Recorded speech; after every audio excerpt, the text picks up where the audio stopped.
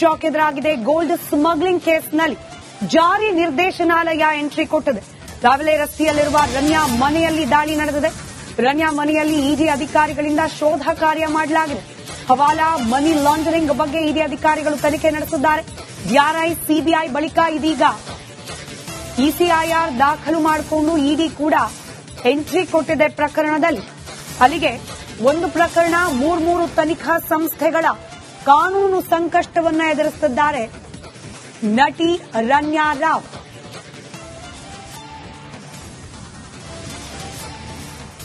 ಮತ್ತೊಂದು ಕಡೆ ರನ್ಯಾ ರಾವ್ ಪತಿ ಜತಿನ್ ಮನೆ ಮೇಲೂ ಕೂಡ ಡಿಆರ್ಐ ಅಧಿಕಾರಿಗಳು ದಾಳಿಯನ್ನ ನಡೆಸಿದ್ದಾರೆ.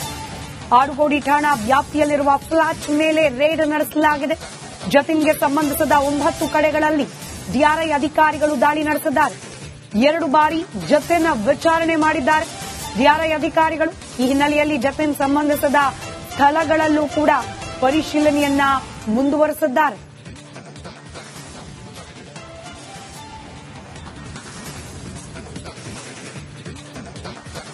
ಮತ್ತಷ್ಟು ಡೀಟೇಲ್ಸ್ ನಮ್ಮ ಪ್ರತಿನಿಧಿ ನಾಗರಾಜ್ ನೀಡ್ತಾ ಹೋಗ್ತಾರೆ. ನೇರ ಸಂಪರ್ಕದಲ್ಲಿದ್ದಾರೆ ನಾಗರಾಜ್.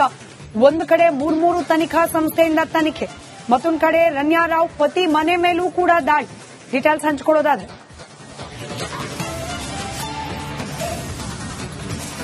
ಖಂಡಿತ ಸ್ಮಿತಾ, ಏನು ಈಗಾಗಲೇ ರನ್ಯಾ ರಾವ್ ಗೋಲ್ಡ್ ಸ್ಮಗ್ಲಿಂಗ್ ಪ್ರಕರಣಕ್ಕೆ ಸಂಬಂಧಿಸಿದಂತೆ ತನಿಖೆ ತೀವ್ರತರವಾಗಿ ನಡೀತಾ ಇರತಕ್ಕಂಥದ್ದು. ಒಂದು ಕಡೆ ಡಿಆರ್ಐ ಅಧಿಕಾರಿಗಳು ದಾಳಿ ಮಾಡಿ ಏನು ಈಗಾಗಲೇ ಸಾಕಷ್ಟು ಹಣ ಮತ್ತೆ ಚಿನ್ನವನ್ನ ಆಕೆ ಫ್ಲಾಟ್ ನಲ್ಲಿ ವಶಪಡಿಸಿಕೊಂಡಿದ್ರು. ಈಗ ಅದಾದ ಬಳಿಕ ಜತಿನ್ ಫ್ಲಾಟ್ ಮೇಲೆ ಕೂಡ ದಾಳಿ ಮಾಡಿ ಸಾಕಷ್ಟು ಮಾಹಿತಿಗಳನ್ನ ಸಂಗ್ರಹ ಮಾಡಿರ್ತಕ್ಕಂಥದ್ದು. ಇದರ ನಡುವೆ ಎನ್ಫೋರ್ಸ್ಮೆಂಟ್ ಡೈರೆಕ್ಟರೇಟ್ ಇವತ್ತು ದೊಡ್ಡ ಮಟ್ಟದ ದಾಳಿಯನ್ನ ಮುಂಬೈ ಮತ್ತೆ ದೇಶದ ವಿವಿಧ ಭಾಗಗಳಲ್ಲಿ ಬೆಂಗಳೂರು ಸೇರಿದಂತೆ ದಾಳಿಯನ್ನ ನಡೆಸಿರ್ತಕ್ಕಂಥದ್ದು. ಏನು ಮುಂಬೈ ಏರ್ಪೋರ್ಟ್ ಅಲ್ಲಿ 21 ಕೆಜಿ ಚಿನ್ನ ಇದೇ ರೀತಿ ಮಾದರಿಯಲ್ಲಿ ಸಿಕ್ಕಿತ್ತು. ಜೊತೆಗೆ ಬೆಂಗಳೂರಿನಲ್ಲಿ 14 ಕೆಜಿಗೂ ಹೆಚ್ಚು ಚಿನ್ನ ಸಿಕ್ಕಿತ್ತು. ಈ ಎರಡಕ್ಕೂ ಸಂಬಂಧಿಸಿದಂತೆ ಸಿಬಿಐನಲ್ಲಿ ಎಫ್ಐಆರ್ ಆದ ಬೆನ್ನಲ್ಲೇ ಒಂದು ಇಡಿ ದಾಳಿ ಮಾಡಿರ್ತಕ್ಕಂಥದ್ದು. ಇಸಿಐಆರ್ ಅನ್ನ ದಾಖಲು ಮಾಡಿಕೊಂಡು ಹೀಗಾಗಿ ಇಸಿಐಆರ್ ದಾಖಲಿಸಿ ಇಡಿ ಪರಿಶೀಲನೆ ಮಾಡ್ತಾ ಇದೆ.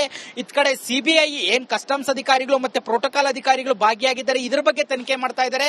ಇದ್ರ ಜೊತೆಗೆ ಡಿಆರ್ಐ ಇಂಟರ್ನ್ಯಾಷನಲ್ ಲಿಂಕ್ಗಳ ಬಗ್ಗೆ ಈ ಒಂದು ಚಿನ್ನವನ್ನ ಯಾವ ರೀತಿ ಖರೀದಿ ಮಾಡ್ತಾ ಇದ್ರು, ಅದಕ್ಕೆ ಹವಾಲ ಯಾವ ಭಾಗದಿಂದ ಹೋಗ್ತಾ ಇತ್ತು ಭಾರತದಿಂದ ಅನ್ನೋದ್ರ ಬಗ್ಗೆ ತನಿಖೆಯನ್ನ ಮಾಡ್ತಾ ಇರ್ತಕ್ಕಂಥದ್ದು. ಜೊತೆಗೆ ಏನು ಈ ಪ್ರಕರಣದಲ್ಲಿ 2ನೇ ಆರೋಪಿಯಾಗಿ ಅರೆಸ್ಟ್ ಆಗಿದ್ದಾನೆ ತರುಣ್, ಆತನ ಮನೆ ಮೇಲೆ ಕೂಡ ಇಡಿ ಅಧಿಕಾರಿಗಳು ದಾಳಿ ಮಾಡಿ ಪರಿಶೀಲನೆಯನ್ನ ಮಾಡ್ತಾ ಇರ್ತಕ್ಕಂಥದ್ದು. ಈ ಒಂದು ದಾಳಿಯಲ್ಲಿ ಏನೆಲ್ಲ ಅಂಶಗಳು ಸಿಗ್ತವೆ ಅನ್ನೋದ್ರ ಮೇಲೆ ಈ ಸಿಂಡಿಕೇಟ್ ಯಾರಿದ್ದಾರೆ ಈ ಒಂದು ಅಪ್ಡೇಟ್ ಶಾಕ್ ಎದುರಾಗಿದೆ. ಗೋಲ್ಡ್ ಸ್ಮಗ್ಲಿಂಗ್ ಕೇಸ್ನಲ್ಲಿ ಜಾರಿ ನಿರ್ದೇಶನಾಲಯ ಎಂಟ್ರಿ ಕೊಟ್ಟಿದೆ. ರಾವಲೆ ರಸ್ತೆಯಲ್ಲಿರುವ ರನ್ಯಾ ಮನೆಯಲ್ಲಿ ದಾಳಿ ನಡೆದಿದೆ. ರನ್ಯಾ ಮನೆಯಲ್ಲಿ ಇಡಿ ಅಧಿಕಾರಿಗಳಿಂದ ಶೋಧ ಕಾರ್ಯ ಮಾಡಲಾಗಿದೆ. ಹವಾಲಾ ಮನಿ ಲಾಂಡರಿಂಗ್ ಬಗ್ಗೆ ಇಡಿ ಅಧಿಕಾರಿಗಳು ತನಿಖೆ ನಡೆಸಿದ್ದಾರೆ. ಡಿಆರ್ಐ ಸಿಬಿಐ ಬಳಿಕ ಇದೀಗ ಇಸಿಐಆರ್ ದಾಖಲು ಮಾಡಿಕೊಂಡು ಇಡಿ ಕೂಡ ಎಂಟ್ರಿ ಕೊಟ್ಟಿದೆ ಪ್ರಕರಣದಲ್ಲಿ. ಅಲ್ಲಿಗೆ ಒಂದು ಪ್ರಕರಣ ಮೂರು ತನಿಖಾ ಸಂಸ್ಥೆಗಳ ಕಾನೂನು ಸಂಕಷ್ಟವನ್ನ ಎದುರಿಸುತ್ತಿದ್ದಾರೆ ನಟಿ ರನ್ಯಾ ರಾವ್.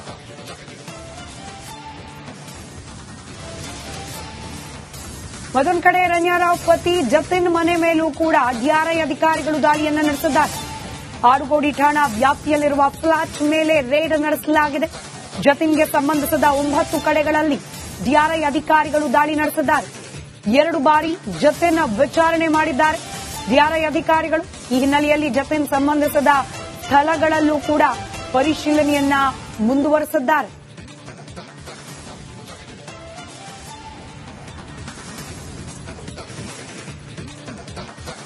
ಮತ್ತಷ್ಟು ಡೀಟೇಲ್ಸ್ ನಮ್ಮ ಪ್ರತಿನಿಧಿ ನಾಗರಾಜ್ ನೀಡ್ತಾ ಹೋಗ್ತಾರೆ. ನೇರ ಸಂಪರ್ಕದಲ್ಲಿದ್ದಾರೆ ನಾಗರಾಜ್. ಒಂದು ಕಡೆ ಮೂರು ತನಿಖಾ ಸಂಸ್ಥೆಯಿಂದ ತನಿಖೆ, ಮತ್ತೊಂದು ಕಡೆ ರನ್ಯಾ ರಾವ್ ಪತಿ ಮನೆ ಮೇಲೂ ಕೂಡ ದಾಳಿ. ಡೀಟೇಲ್ಸ್ ಹಂಚಿಕೊಳ್ಳೋದಾದ್ರೆ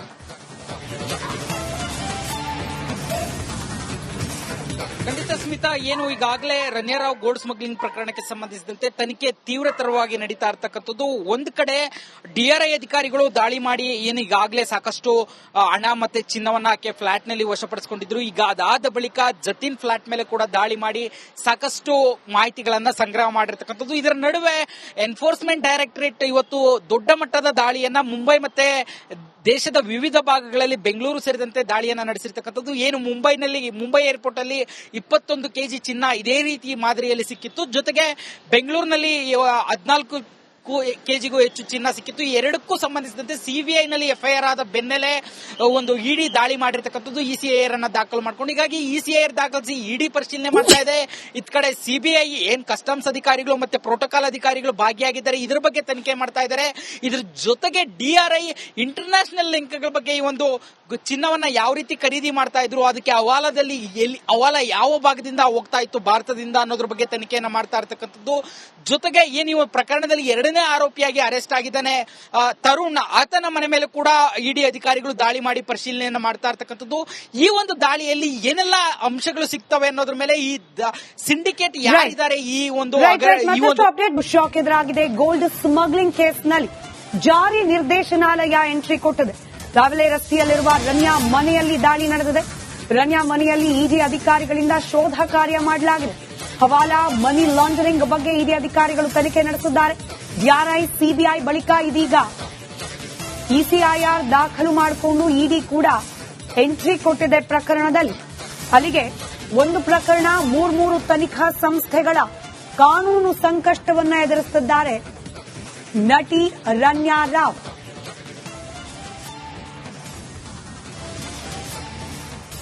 ಮತ್ತೊಂದು ಕಡೆ ರನ್ಯಾ ರಾವ್ ಪತಿ ಜತಿನ್ ಮನೆ ಮೇಲೂ ಕೂಡ DRI ಅಧಿಕಾರಿಗಳು ದಾಳಿಯನ್ನ ನಡೆಸಿದ್ದಾರೆ.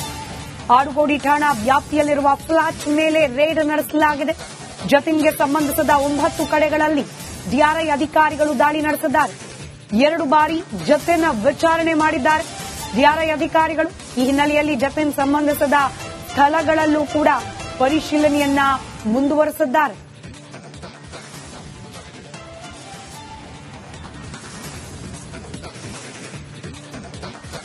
ಮತ್ತಷ್ಟು ಡೀಟೇಲ್ಸ್ ನಮ್ಮ ಪ್ರತಿನಿಧಿ ನಾಗರಾಜ್ ನೀಡ್ತಾ ಹೋಗ್ತಾರೆ. ನೇರ ಸಂಪರ್ಕದಲ್ಲಿದ್ದಾರೆ ನಾಗರಾಜ್.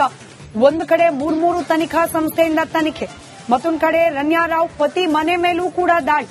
ಡೀಟೇಲ್ಸ್ ಹಂಚಿಕೊಳ್ಳೋದಾದ್ರೆ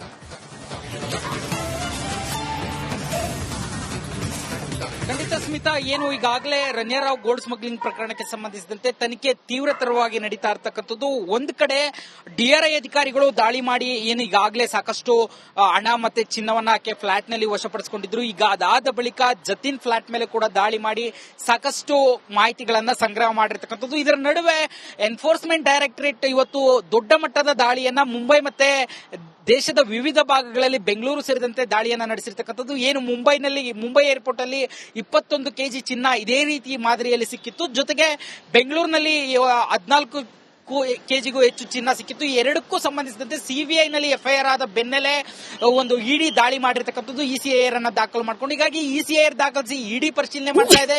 ಇತ್ ಕಡೆ ಸಿಬಿಐ ಏನ್ ಕಸ್ಟಮ್ಸ್ ಅಧಿಕಾರಿಗಳು ಮತ್ತೆ ಪ್ರೋಟೋಕಾಲ್ ಅಧಿಕಾರಿಗಳು ಭಾಗಿಯಾಗಿದ್ದಾರೆ, ಇದ್ರ ಬಗ್ಗೆ ತನಿಖೆ ಮಾಡ್ತಾ ಇದ್ದಾರೆ. ಇದ್ರ ಜೊತೆಗೆ DRI ಇಂಟರ್ನ್ಯಾಷನಲ್ ಲಿಂಕ್ಗಳ ಬಗ್ಗೆ ಈ ಒಂದು ಚಿನ್ನವನ್ನ ಯಾವ ರೀತಿ ಖರೀದಿ ಮಾಡ್ತಾ ಇದ್ರು, ಅದಕ್ಕೆ ಹವಾಲದಲ್ಲಿ ಹವಾಲ ಯಾವ ಭಾಗದಿಂದ ಹೋಗ್ತಾ ಇತ್ತು ಭಾರತದಿಂದ ಅನ್ನೋದ್ರ ಬಗ್ಗೆ ತನಿಖೆಯನ್ನ ಮಾಡ್ತಾ ಇರ್ತಕ್ಕಂಥದ್ದು. ಜೊತೆಗೆ ಏನು ಈ ಪ್ರಕರಣದಲ್ಲಿ ಎರಡನೇ ಆರೋಪಿಯಾಗಿ ಅರೆಸ್ಟ್ ಆಗಿದ್ದಾನೆ ತರುಣ್, ಆತನ ಮನೆ ಮೇಲೆ ಕೂಡ ಇಡಿ ಅಧಿಕಾರಿಗಳು ದಾಳಿ ಮಾಡಿ ಪರಿಶೀಲನೆಯನ್ನ ಮಾಡ್ತಾ ಇರ್ತಕ್ಕಂಥದ್ದು. ಈ ಒಂದು ದಾಳಿಯಲ್ಲಿ ಏನೆಲ್ಲ ಅಂಶಗಳು ಸಿಗ್ತವೆ ಅನ್ನೋದ್ರ ಮೇಲೆ ಈ ಸಿಂಡಿಕೇಟ್ ಯಾರಿದ್ದಾರೆ ಈ ಒಂದು